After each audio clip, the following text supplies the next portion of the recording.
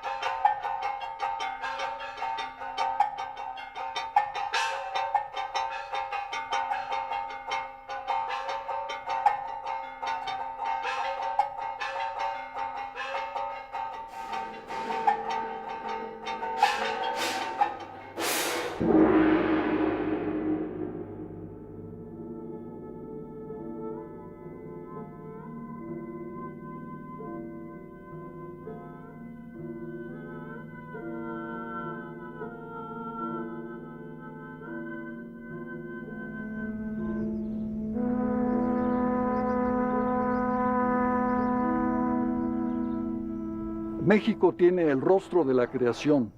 Su territorio, situado entre dos mares, ha visto el paso a lo largo de más de 3000 años de numerosos pueblos, indígenas, europeos, negros y sobre todo mestizos. Los mestizos, cuya unión está simbolizada en este fresco de José Clemente Orozco, como la unión entre el conquistador español Hernán Cortés y su lengua llamante, la Malinche, Doña Marina. En esta serie de televisión, El alma de México, quisiéramos ofrecer un panorama de las grandes realizaciones artísticas del pueblo mexicano a lo largo de 3 milenios. Desde el punto de vista, claro, la perspectiva del momento actual, pero siempre dentro de un contexto social y político. Para ello, el programa se divide en las etapas principales de la historia de México. El mundo indígena anterior a la conquista española, el virreinato colonial, la etapa de la independencia, el evento señero del siglo XX en México, la Revolución Mexicana y la era moderna. A lo largo de estos 3000 años, la gran creatividad del pueblo mexicano finalmente se resume en una sola gran civilización ininterrumpida.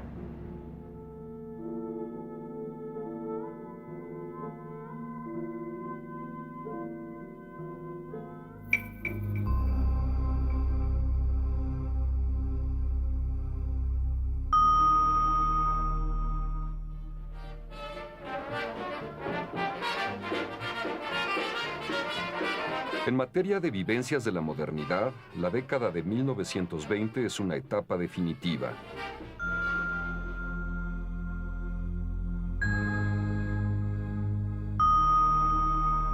Aunque se viva como el caos del tránsito a lo desconocido. Un siglo de luchas civiles, fanatismos conservadores e intervenciones extranjeras, de la dictadura de Porfirio Díaz, de una revolución de grandes batallas y por lo menos 500,000 de muertos, afirman pese a todo la idea de nación y postergan la puesta al día cultural, las lecturas de vanguardia, los conciertos, el conocimiento del arte moderno que cambian la percepción social en Europa y Estados Unidos. Apenas circulan en México los escritos de Sigmund Freud, las teorías marxistas, el arte de ruptura, la experimentación literaria, el conocimiento científico que proporciona noticias sorprendentes sobre el comportamiento humano y el puesto del hombre en el cosmos. Y de pronto, lo pospuesto entra en acción, y el frenesí de la actualización anima a poetas, narradores, músicos, pintores, intelectuales, directores de teatro y los seres intrépidos llamados en ese momento mujeres liberadas. Gracias a la revolución, los mexicanos, aislados tradicionalmente por la orografía misma y las distancias del país, se conocieron entre sí. Aprendieron su manera de caminar, de cantar, de hablar, de comer, de soñar. Y de este encuentro resultó una conciencia de lo que era nuestro pasado histórico y cultural. Nos enteramos de que teníamos un pasado indígena, de que teníamos un pasado hispánico y sobre todo que teníamos un pasado mestizo que conformaba nuestra identidad. Esta identidad comenzó entonces a expresarse poderosamente en todos los renglones de la creatividad, en la pintura, a través de figuras como Diego Rivera, Frida Kahlo, David Alfaro Siqueiros, José Clemente Orozco, Rufino Tamayo, en la música, con Carlos Chávez, Silvestre Revueltas, en el cine, con Fernando de Fuentes, Emilio Fernández, en la poesía, de López Velarde a Javier Villaurrutia, en todos los renglones del arte, la arquitectura, México encontró una identidad gracias a la revolución. A los grupos literarios se les conoce por las revistas o las asociaciones de que en un primer momento forman parte. Los integrantes del Ateneo de la Juventud inician su vida creativa a principios del siglo XX, pero solo después se difunde su obra extraordinaria. Martín Luis Guzmán publica en 1928 El Águila y la Serpiente y en 1929 La Sombra del Caudillo, dos obras maestras que recrean las atmósferas de la revolución como lucha armada y como batalla criminal por el poder.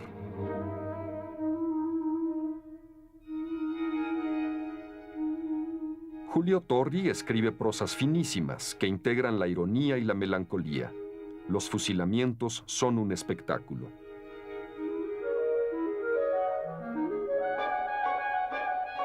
Antonio Caso, el primer filósofo así considerado, convierte sus clases en mítines de jóvenes arrebatados por la vehemencia que divulga a Platón, Aristóteles, Descartes, Kant, Bergson. José Vasconcelos es secretario de Educación Pública, autor de numerosos libros sobre filosofía y de 4 extraordinarios volúmenes autobiográficos donde el personaje se sitúa en el centro de un país convulso, dividido y unificado por las ambiciones personales. La tetralogía de Vasconcelos, Ulises Criollo, La Tormenta, El desastre y el proconsulado, describe una etapa filtrada por el talento enorme y el resentimiento profundo. Alfonso Reyes es el gran polígrafo. Es poeta, cuentista, ensayista, cronista, traductor, divulgador de los clásicos griegos. Estudioso del arcipreste de Hita y de Góngora, entusiasta de Mallarmé y los poetas ingleses del siglo XIX. Incitado por su amigo, el notable ensayista Pedro Enrique Sureña, Reyes, en su búsqueda del conocimiento universal, se apega al modelo de Goethe. Gris es toda teoría, mas verde es el árbol de la vida. Y en primera y última instancia, Reyes es un poeta. Llévate entre las manos, cogidas con tu ingenio, estas dos conchas huecas de palabras. No quiero. Los primeros en aprovechar notoriamente las nuevas libertades expresivas son los poetas. La vanguardia vagamente conocida en México, los futuristas, Dada, los surrealistas, los creyentes en los presagios oníricos, influye en jóvenes ansiosos de atrapar el instante, que le dan a sus textos las características de instrumentos creadores de la realidad. Inesperadamente también lo irracional es real.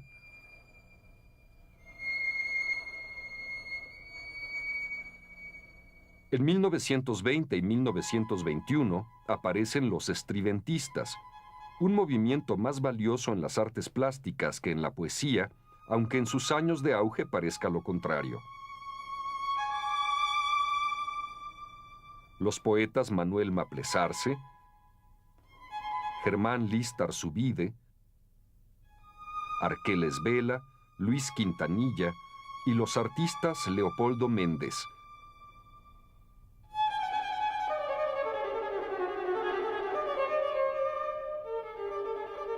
Ramón Alba de la Canal,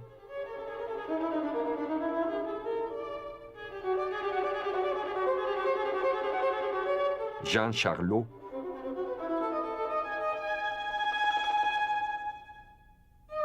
Germán Cueto,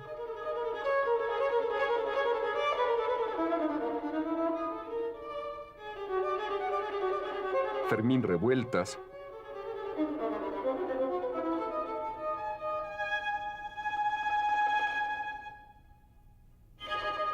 ven en el estridentismo la técnica o el camino de intuiciones que les permite alcanzar de golpe las vibraciones de lo contemporáneo. Los estridentistas se deleitan en el escándalo. Proclaman en su primer manifiesto «Viva el mole de guajolote y muera el cura Hidalgo», y usan de metáforas intrépidas. El amor y la vida son hoy sindicalistas y todo se dilata en círculos concéntricos. Aman la belleza sudorosa de los obreros y la aristocracia de la gasolina y recuerdan la lección de los futuristas italianos. Si sus provocaciones alcanzan a unos cuantos, su actitud inaugura públicamente la vanguardia.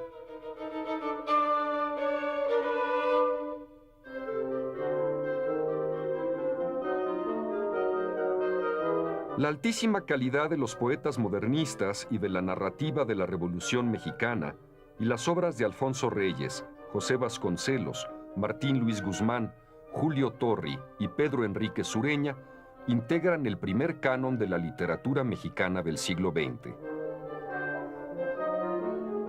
Esto no significa un encierro nacionalista y mucho menos el olvido de la cultura mundial, algo imposible por lo demás. Lo que revela el apego a la tradición nacional es la existencia de obras imposibles de desdeñar. No se puede escribir ignorando el vigor de esta tradición o atenidos únicamente a ella. Y esta conciencia simultánea de lo nacional y lo internacional, que explica el proceso de los escritores, se evidencia con los integrantes del grupo de los contemporáneos, llamados así por la revista de ese nombre, publicada entre 1928 y 1931. En lo fundamental, Contemporáneos es un movimiento de poetas que se afirma en el entrecruce de un estreno de libertades y la reducción de lectores por el paso de la poesía rimada a la poesía libre. El que la gran mayoría de esta generación sean poetas es una casualidad y es la prueba del sitio primordial de la poesía. Y así tarden en hallar un público amplio para sus obras, desde el principio se reconoce la poesía de Jaime Torres Bodet, Carlos Pellicer, Bernardo Ortiz de Montellano, Gilberto Owen, Jorge Cuesta, José Gorostiza, Javier Villaurrutia, Salvador Novo. Algunos de ellos, Novo, Villaurrutia, Cuesta, son prosistas excepcionales. Novo es un gran cronista y Cuesta es de seguro el ensayista más agudo y radical de la primera mitad del siglo XX. Pero es en el espacio poético donde toman forma las lecciones de la modernidad y la sensibilidad distinta. Torres Bodet escribe poesía decorosa un tanto a la manera de Enrique González Martínez. Un hombre muere en mí siempre que un hombre muere en cualquier lugar, asesinado por el miedo y la prisa de otros hombres. De su adolescencia a los 80 años de edad, Pellicer mantiene la misma vitalidad y el mismo asombro regocijante ante los poderes de la naturaleza y de la imagen. El gran tambor del viento que antecede a la lluvia, en cuyas vidrierías los instantes cierran la boca a todo comentario. El gran tambor del viento perfora los oídos de la atmósfera y se queda colgando de un cartílago. Ortiz de Montellano, muy influido por las doctrinas freudianas, aprovecha los estímulos de la enfermedad, el instinto tanático y la zona del misterio, el inconsciente. Su testimonio es radical. Soy el último testigo de mi cuerpo. Veo los rostros, la sábana, los cuchillos, las voces y el calor de mi sangre que enrojece los bordes y el color de mi aliento tan alegre y tan mío. Soy el último testigo de mi cuerpo. Gilberto Owen escribe las elegías del amor viajero, la transformación de los sentimientos en geografía y materialidad. Ahora vas a oír, Natanael, a un hombre que a pesar de sus malas compañías, los ángeles, se salvó de ser ángel con ser hombre.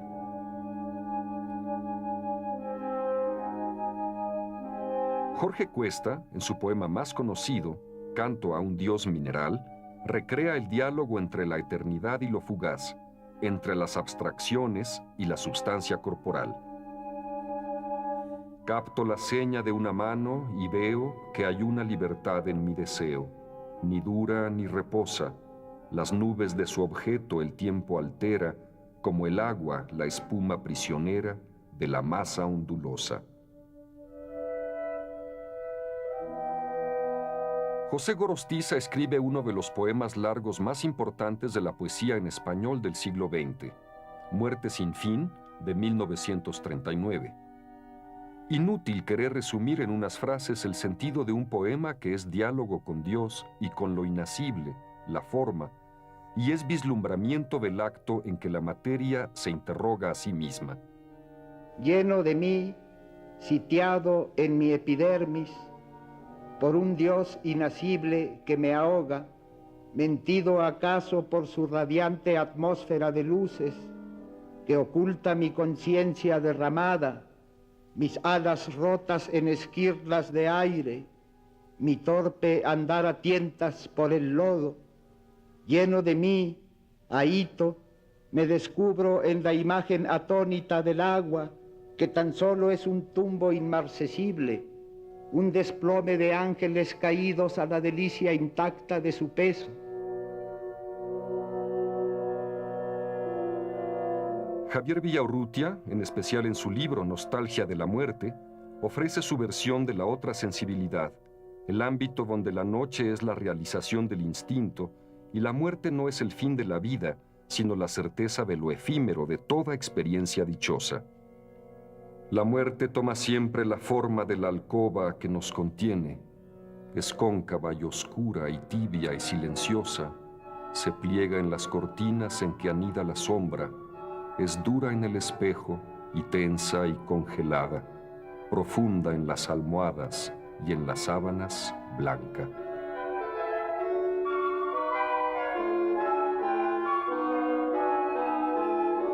Salvador Novo, en toda su obra y muy en especial en su poemario Nuevo Amor, construye un personaje literario que es un magnífico evocador de atmósferas, un escéptico, un provocador, un desengañado de la condición amorosa. Junto a tu cuerpo totalmente entregado al mío, junto a tus hombros tersos de que nacen las rutas de tu abrazo, de que nacen tu voz y tus miradas, claras y remotas, sentí de pronto el infinito vacío de su ausencia. La música del siglo XIX mexicano circula hoy de manera muy restringida, salvo las composiciones muy probadas de Juventino Rosas, Felipe Villanueva, Ricardo Castro y, apenas redescubierto, Melesio Morales. Es una música todavía muy derivada, con escasas muestras de originalidad, que en las primeras décadas del siglo XX se renueva gracias a tres compositores poderosos: Manuel M. Ponce, Silvestre Revueltas y Carlos Chávez. Otros autores importantes se van a conocer en la primera mitad del siglo XX.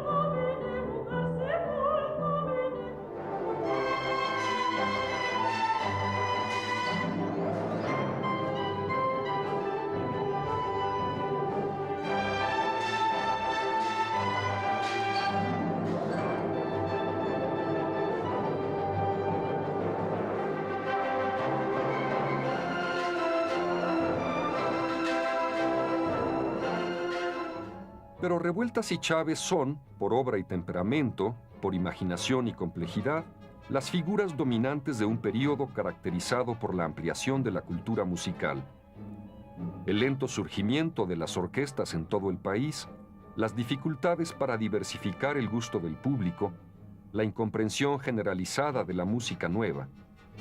Revueltas y Chávez emprenden la creación de una época sinfónica en diálogo con el espíritu de la revolución.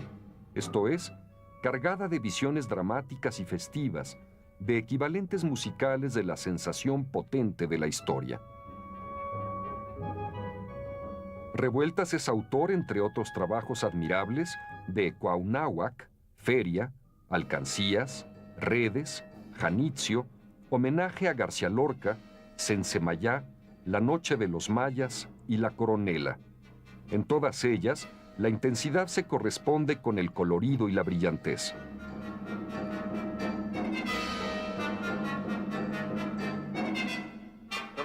La primera pieza conocida de Chávez es de 1917.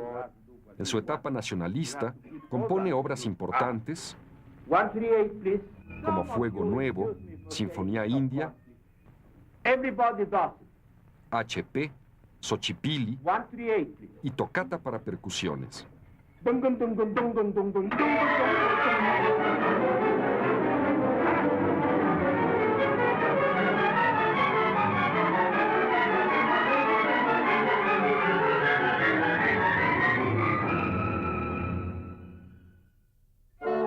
Entre 1920 y 1960 surge y se implanta el público de la modernidad cultural en todo México. Antes, la gran demanda para las artes y las humanidades se concentra en unas cuantas ciudades, el Distrito Federal principalmente, y núcleos reducidos en Guadalajara, Monterrey, Puebla, Jalapa. El público se expande con ritmo seguro, pero el ganador definitivo en el siglo XX es el centralismo cultural, uno de los agobios nacionales. A la capital acuden los jóvenes inquietos y talentosos de todas las regiones, mientras en la provincia, voz peyorativa, se quedan, esto se cree, los incapaces de triunfar y los carentes de ambiciones. El resultado de las migraciones culturales enriquece la vida capitalina, pero debilita considerablemente la difusión y la creación regionales. En materia de artes y humanidades, las instituciones oficiales más importantes de la primera mitad del siglo XX son la Universidad Nacional de México, convertida en 1929 en la Universidad Nacional Autónoma de México, y el Departamento de Bellas Artes, ya luego el Instituto Nacional de Bellas Artes.